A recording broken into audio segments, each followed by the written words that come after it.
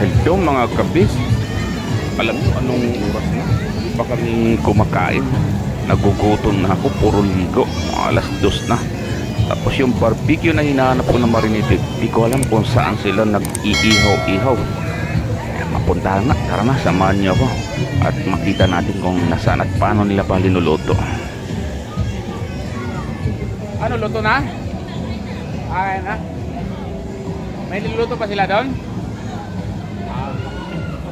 Okay.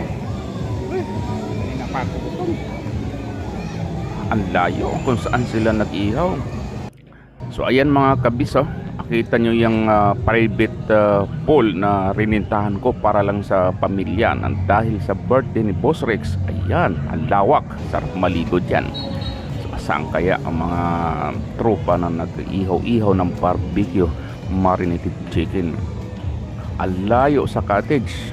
Kaya yung gutom ko mga kabis, grabe. Pero pag nakita ko na tong favorito kong barbecue marinated chicken, at lalo na kung ako makapagluto, nako, grabe ang sarap mga kabis. Kaya tara na.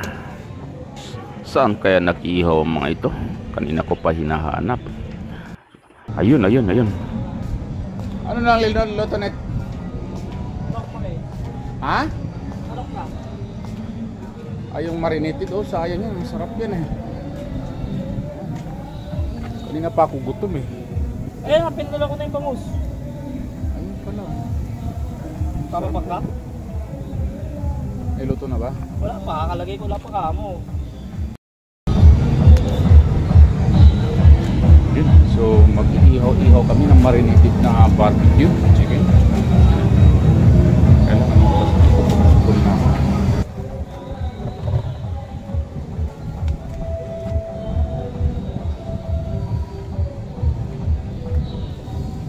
Lagay ng lahat yan, ayaw ko para mag-ihaw dito.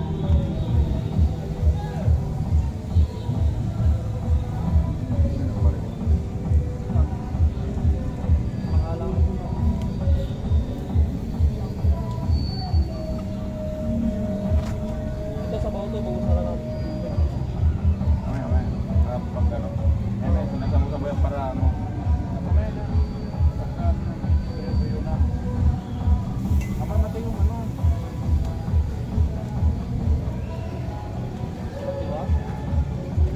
Marinated barbecue chicken.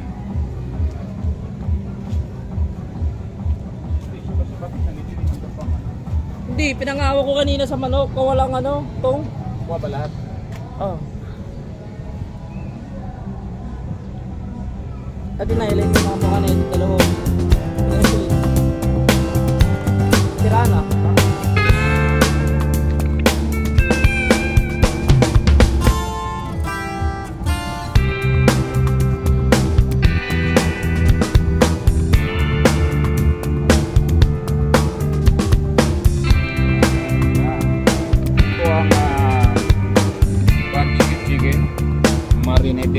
Marinated barbecue chicken. Dahil may kaunti tayong handa, mag-ihaw-ihaw tayo.